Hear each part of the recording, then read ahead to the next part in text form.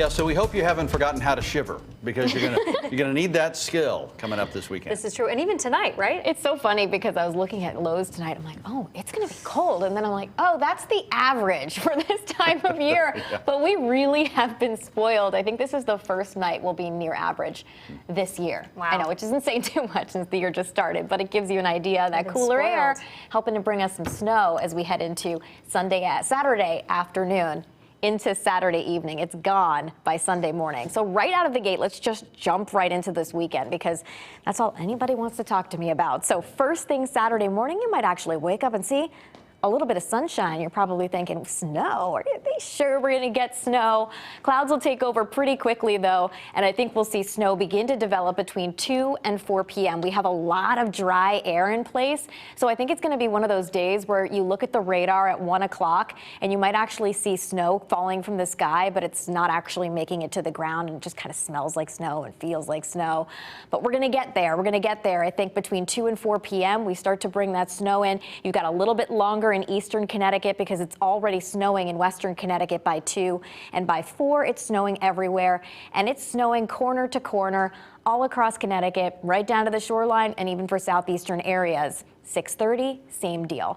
Now, after about 7 o'clock or so, there's a chance that we bring in a little bit of mixing, especially for areas around Hartford and points south and east. The good news is we're not expecting icing. If we end up getting mixing, there might be a brief wintry mix, but then we change over and flip over to rain pretty cleanly. This is over with as we head between 10 p.m. and about midnight, and the sun is out as we head towards Sunday morning. So what I wanted to talk to you a little bit about tonight is how this forecast could change and what could go wrong.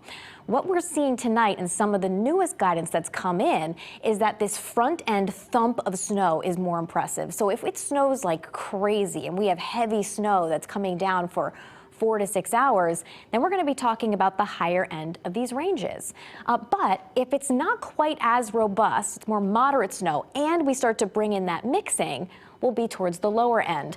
So I think 2 to 4 inches for a lot of the state probably ends up working out. But tonight, with some of the more robust guidance, we've added the 5 just to give us some wiggle room.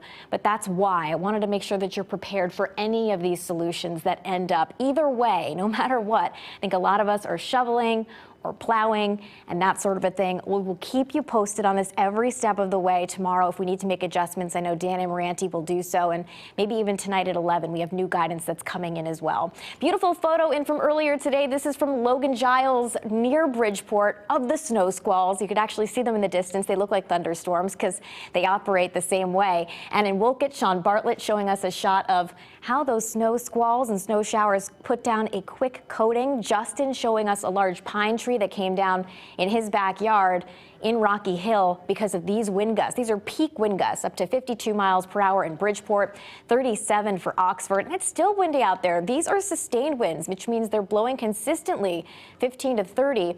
Heading through the day tomorrow, it's still windy. It's just not as windy. So breezy to windy first thing in the morning and still breezy through the afternoon, but we're starting to see the wind slowly diminish. There are still areas of snow out there tonight. I wanted to let you know that, but things will be wrapping up as we head through the course of the next couple hours.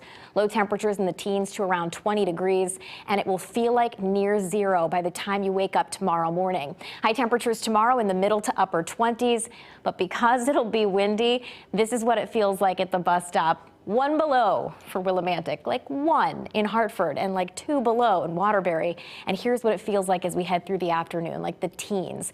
Sunday's looking better, though. Clouds breaking for sunshine, although it will be windy. And here's that pattern change. Lots of sunshine Monday, Tuesday, Wednesday, Thursday. No storms, but a cooler stretch, that's for sure, guys. Coming up when the Fox 61 News at 10 continues, children committing